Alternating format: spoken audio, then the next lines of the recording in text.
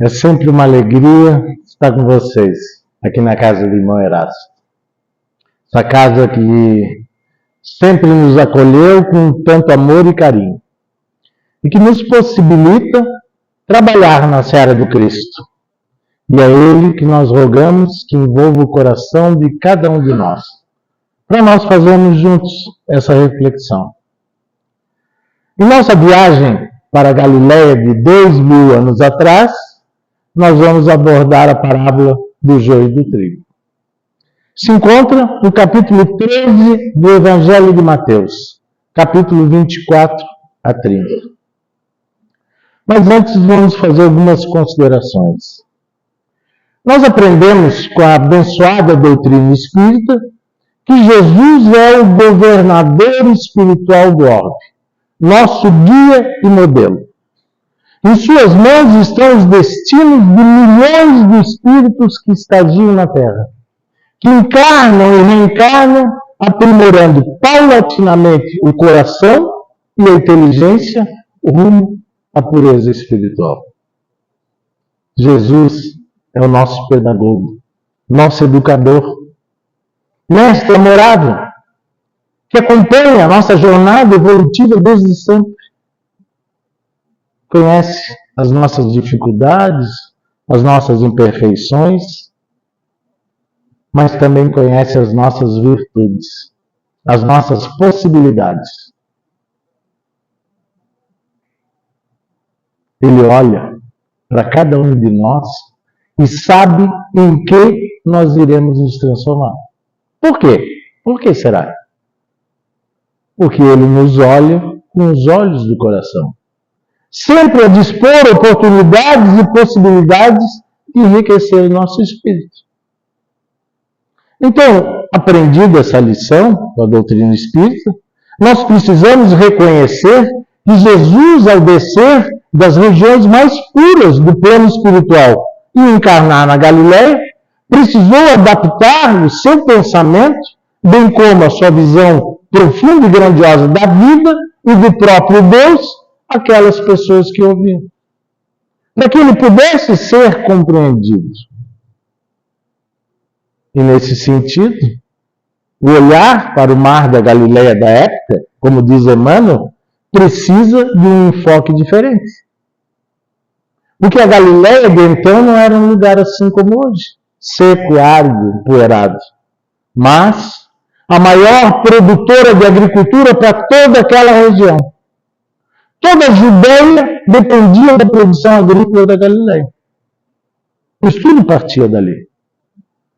E aí, podemos imaginar Jesus olhando para aqueles campos, para aqueles agricultores simples, que ganhavam a vida lavrando a terra, trabalhando de sol a sol, num esforço enorme para garantir o pão e alimentar a família. Enquanto Jesus se encontrava ali, num esforço para nos ensinar leis imutáveis e eternas. E Jesus, que falava como espírito mortal, ao olhar aquela paisagem, adaptou o seu pensamento em parábolas, simples e singelas, porém profundas, que incorporavam aspectos da cultura local concernentes a elementos da vida cotidiana daquelas pessoas. O evangelho do cotidiano. Jesus pegava as situações simples daquele povo, do dia a dia, e dali ele extraía os seus ensinamentos. E é isso que nós temos que fazer. Nós temos que trazer a moral, o ensino de Jesus para o nosso dia a dia.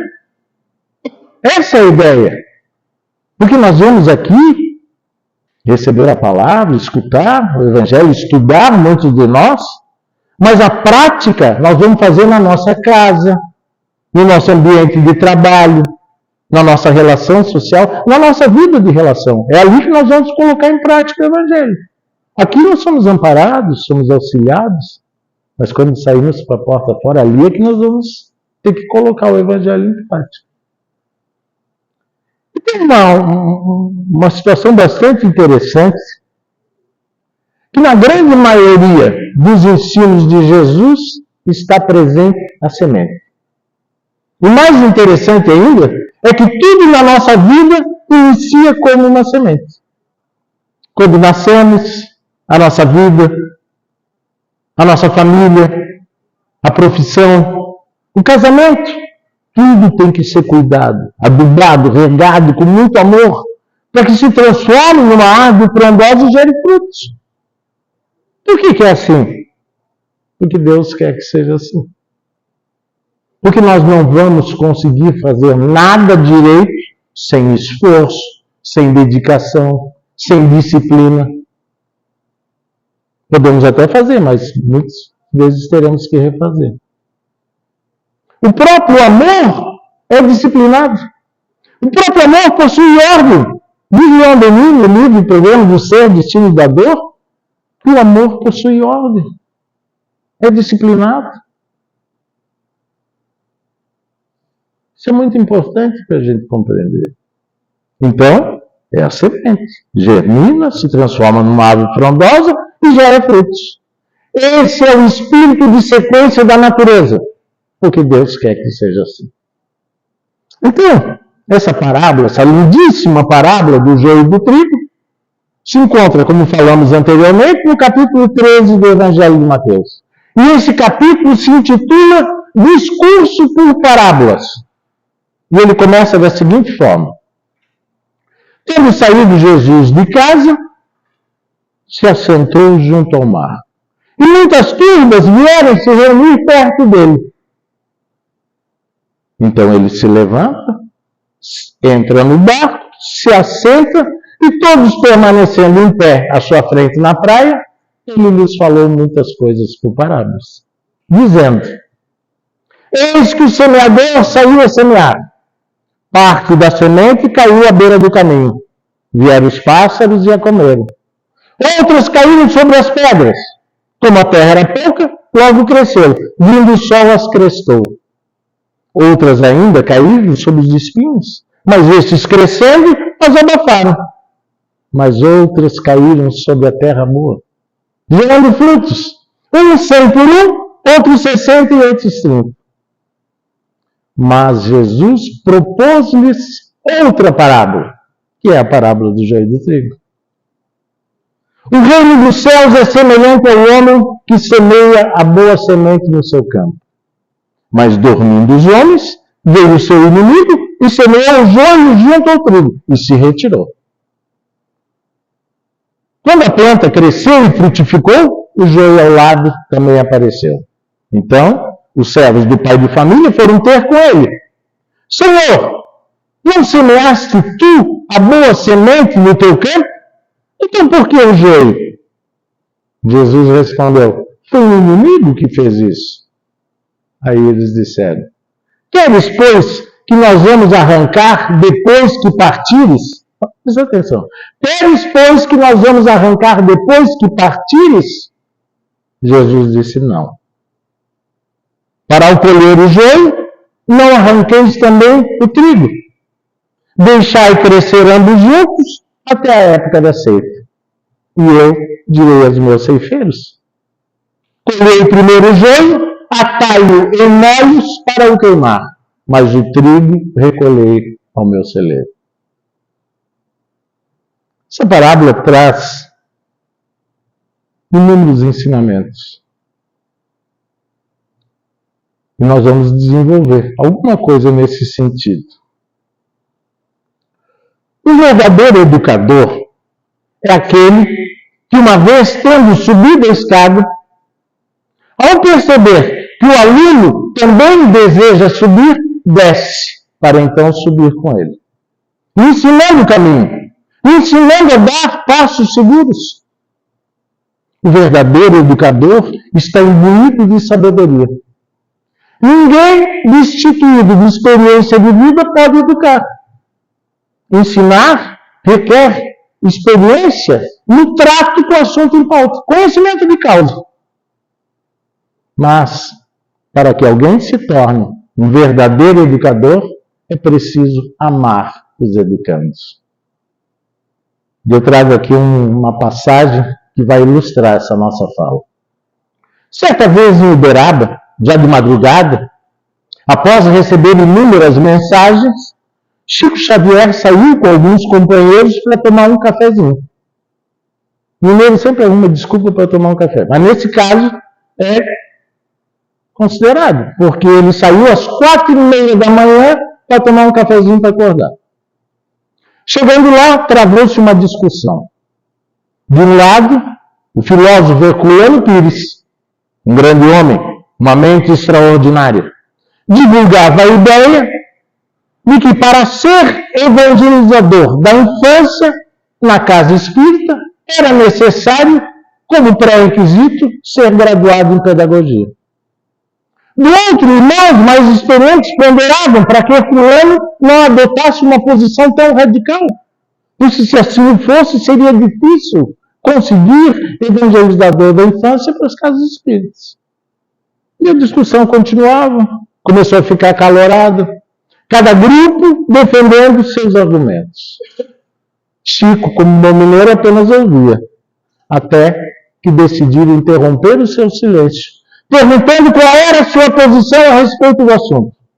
E a sua resposta foi: o Espírito Emmanuel está aqui do meu lado, dizendo que para ser evangelizador da infância na casa espírita, só há um requisito: amar as crianças. Porque o educador que não tem amor pelo educando pode transformar a verdade em algo que dói. Pode humilhar o aprendiz, constranger com a sua experiência. Portanto, só é capaz de educar quem ama. E isso nos remete à ideia de educação defendida por Allan Kardec. Educação de caracteres morais com vistas à formação de bons hábitos. O que não é possível se o educador não ama os educandos. Na ausência do amor, corre-se o risco de exigir frutos de uma planta ainda tenra. O educador que não ama seus educandos corre o risco de pedir muito mais do que ele é capaz de oferecer. É nesse sentido que Jesus trabalha a parábola do joio e do trigo. E ao se referir ao grandioso trabalho de Jesus, que para nós é o grande semeador das leis morais em nossos corações, Emmanuel diz, no capítulo 107 do livro Vinha de Luz: o Mestre semeia valores morais dentro de nós, na esperança de que eles germinem e se transformem em frutos, que representam a boa conduta, os pensamentos elevados, os sentimentos puros. Tarefas espantosas mobilizam falanges heróicas, diz Emmanuel. Apesar da equipe espiritual que auxilia o movimento espírita no Brasil e todo o movimento do cristianismo que visa a educação do ser imortal. Apesar de toda essa dedicação, surge o joio. Então, na parábola do joio e do trigo, os semeadores, ao perceberem que o joio começava a desabrochar, que o trigo começava a crescer, perceberam.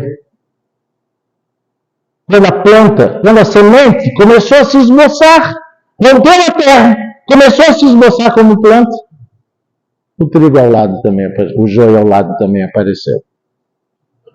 O primeiro impulso dos tarefeiros foi procurar o culpado, perguntando a Jesus quem é que havia semeado o joio. A nossa primeira preocupação, muitas vezes bem intencionada, na fé de acertar e servir, é procurar quem é o culpado por aquilo que não vai bem. Jesus respondeu que foi o inimigo que havia plantado o joio, semeado o joio. O que eles fizeram? Queres que nós vamos arrancar o joio depois que tu fores embora? Que coisa feia!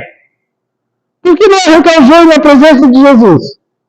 Por que nós esperamos Jesus se retirar para arrancar o joio?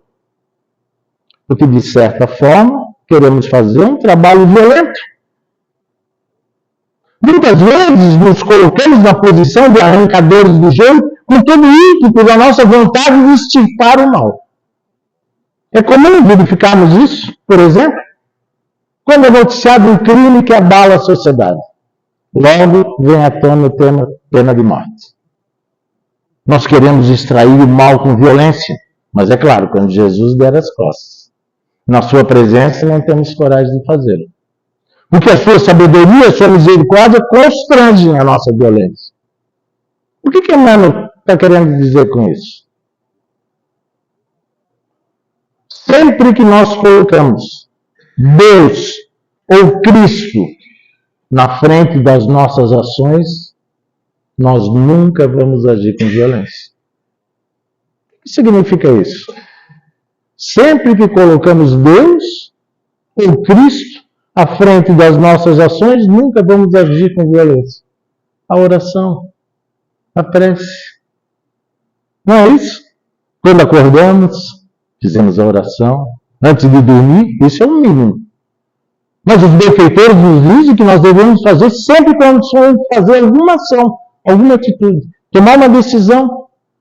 Exemplo, nós aqui, o sujeito vai sair de manhã e pegar 401.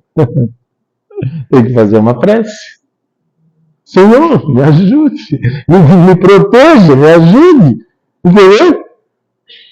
Que eu possa ir em paz e voltar em paz. Que as pessoas que fiquem aqui estejam bem. Porque chegando lá acontece uma coisa, o cara passa na tua frente e você releva. Se não, coitado da mãe, sujeito. Nós somos assim, nós somos imperfeitos. Então, como não somos espontaneamente espíritos bons, nós temos que recorrer à prece, ao evangelho no lar, à boa leitura. O evangelho. Chico dizia, evangelho neles. Não é verdade?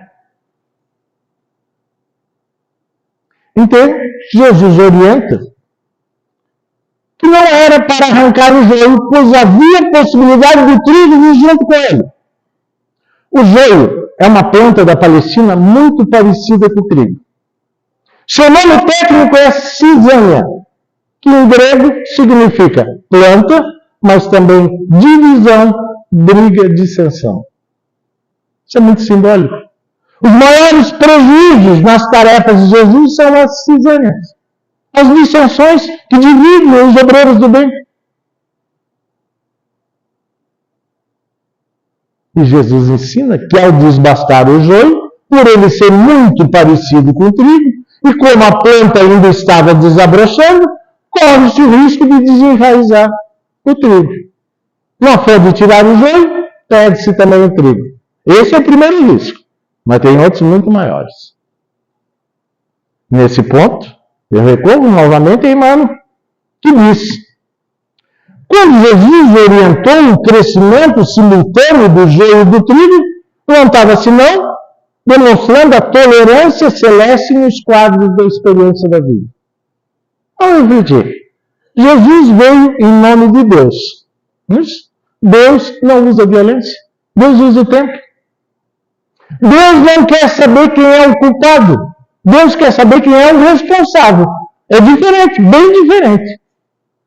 Quem é o culpado? Você vai para o inferno. Não era assim? Quem é o responsável? Você resolve. É diferente. A bondade e a misericórdia divina nos dá a oportunidade de reparar o erro. Quantas vezes forem necessárias. É bem diferente isso.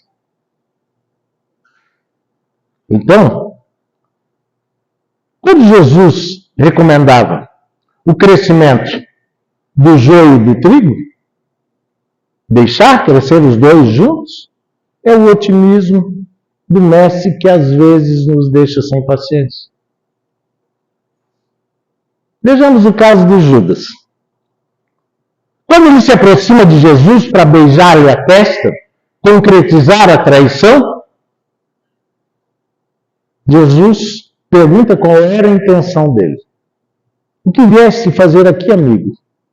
Emmanuel comenta esse versículo dizendo que ali foi a última oportunidade que Jesus deu para Judas para salvar sua encarnação. O otimismo do mestre. Narra Humberto de Campos que na crucificação de Jesus, nos momentos finais, uma legião de anjos se aproxima do madeiro. Mas uma figura luminosa se destaca. Ela aproxima os ouvidos dos lábios de Jesus, que praticamente sem força murmura algumas palavras. E esse espírito angélico parte disparado, como se houvesse recebido uma missão. Jesus havia pedido ao anjo da caridade que fosse acolher Judas, que acabara de suicidar-se. Esse é o otimismo do Mestre. Ao desencarnar, Jesus desce às regiões trevosas para minorar a culpa do discípulo, para dar a mão a um amigo que havia caído, abrindo-lhe nova oportunidade de crescimento e de evolução. Só procede dessa forma quem ama.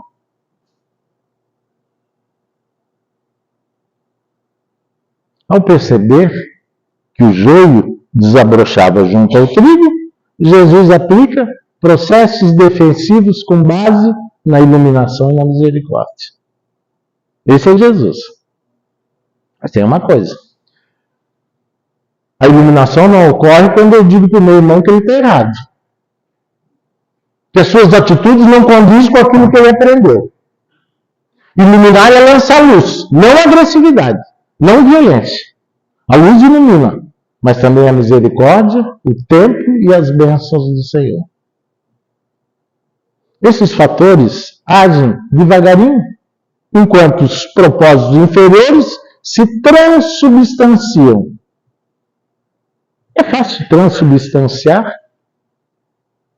Ao inferir os apontamentos de Emmanuel, ele diz que às vezes Jesus se vale da iluminação e da misericórdia para transformar joio em trigo. Ele transforma propósitos inferiores em superiores. E não é isso que a educação faz? Transformar inabilidade em habilidade, inexperiência em experiência, ignorância em sabedoria, maldade em amor. Isso não é transubstanciação? Quantos de nós, com anos de doutrina espírita, não somos capazes de perceber que nos transformamos numa pessoa melhor? Emmanuel fornece exemplos concretos com isso. Ele diz: o homem comum não possui visão adequada para identificar a obra renovadora. Frequentemente, na posição de encarnados, não somos capazes de enxergar o processo de renovação espiritual que está sendo aplicado a uma criatura, porque nós olhamos o que se manifesta no exterior. Muitas plantas espinhosas ou estéreis são modificadas em sua essência natural pelos filtros amorosos do administrador da seara. Jesus filtra as nossas imperfeições para nos transformar em joio em trigo. E se não funcionar? E se não funcionar? Como o Espírito tem o livre-arbítrio, nós podemos recusar todas as oportunidades que a espiritualidade superior oferece.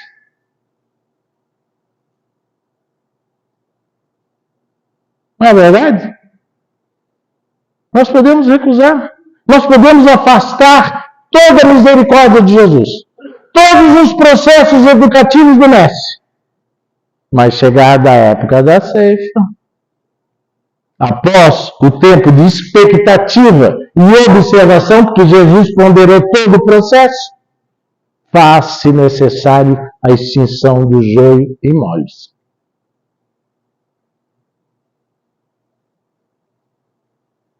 É importante isso. E trata-se de uma ação severa. Trata-se de uma ação severa. A colheita não é igual para todas as sementes da terra. Cada espécie tem seu dia e sua estação. A alface, por exemplo, nós colhemos em poucos dias. Já o arroz e o café, não. O resultado de certos erros que nós cometemos vem imediatamente. Todavia, há erros que semeamos hoje e só colheremos os seus frutos na próxima existência. Interessante isso. Cada planta tem seu tempo de germinação. Cada criatura humana tem seu tempo de avaliação pela justiça divina.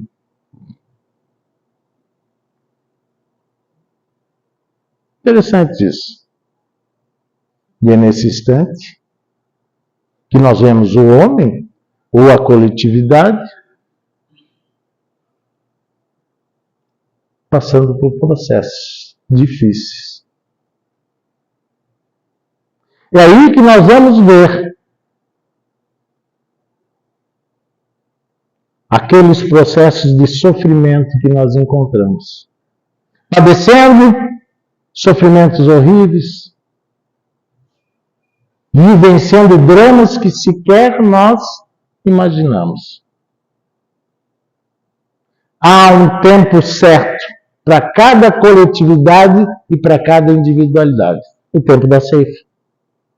Mas conclui Emmanuel. Em vista de o joio ser atado em molhos, uma dor nunca vem sozinha. Não é verdade? Isso já vem tudo junto. Não há fragilidade no mestre. Os espíritos superiores não são frágeis na eliminação do joio. Só não são perversos, é diferente. Só não são perversos. Eles acompanham pacientemente a criatura, concedem oportunidades de renovação, esclarecem, iluminam. Porém, se as oportunidades não são aproveitadas, chegou a época da colheita. E esse processo não é nem bom e nem mau. Depende do que será colhido. A colheita será prazerosa para quem produziu frutos de bondade, trabalho, amor ao semelhante. Todo esforço será computado no celeiro da espiritualidade divina. Tudo que fizermos será aproveitado no trabalho. Por outro lado, se a nossa individualidade produziu joio, afastou as oportunidades confiadas pela espiritualidade superior, faz-se necessária a extinção do joio em molhos. E aí que é a realidade. Aí nós vamos encontrar aqueles irmãos que batem a porta da casa espírita sofrendo de padecimentos horríveis, vivenciando situações tristes. E o que nós temos que fazer? Acolher. Acolher. Não fazer palestra. Dar o evangelho. O cara está com fome de dar o evangelho.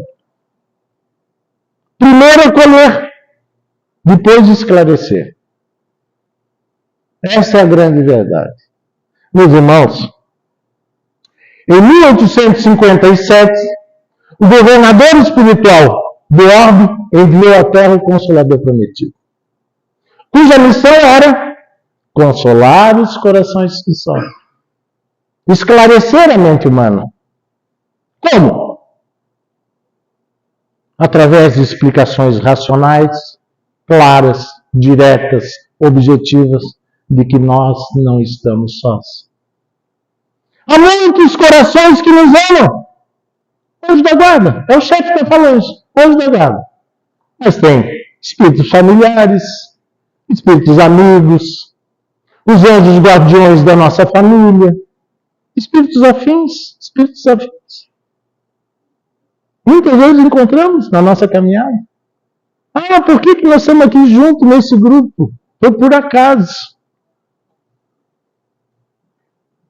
Então, meus irmãos, antes de nós encarnarmos, todos nós aqui, porque aqui não tem nenhum espírito infantil, nós todos já tivemos inúmeras oportunidades, todos nós aqui já nos desviamos muito das leis de Deus, já cometemos muitas iniquidades. Nós conversamos com os nossos orientadores espirituais. E nós prometemos que nessa encarnação nós iríamos acertar o passo. Que nós não iríamos mais nos deixar influenciar pela carne. Ah, mas Toninho, o que a doutrina espírita então me oferece para esse trabalho? Qual é a contribuição da doutrina espírita para a nossa busca desse processo, que é o grande processo da nossa transformação moral? É isso que está faltando. Desenvolvimento intelectual e moral tem que andar junto. O intelectual está lá em cima e o moral está se arrastando. O que a doutrina espírita oferece? Terceira parte do Livro dos Espíritos. Leis morais. É ali que nós vamos entender. Por quê? Quando os espíritos perguntam, quando Kardec perguntou para os espíritos, o que se entende por leis naturais? Eles disseram. Questão 614 do Livro dos Espíritos. As leis naturais são as leis de Deus. As únicas capazes de nos conduzir no caminho do bem. Porque elas nos dizem o que nós podemos e o que não podemos fazer. E nós só sofremos quando nos afastamos dela. Olha só o que está inserido dentro desse ensino. E aqui nós temos uma gama de ensinamentos. Primeiro, ele está dizendo que todas as nossas aflições, os nossos sofrimentos, todos eles têm diversas roupagens, diversas formas. Mas na essência é uma só. O nosso afastamento de Deus. Como assim, Toninho? Afastamento de Deus? Todas as vezes que eu deixo de cumprir as leis de Deus, eu estou me afastando de Deus. Simples assim. Simples assim.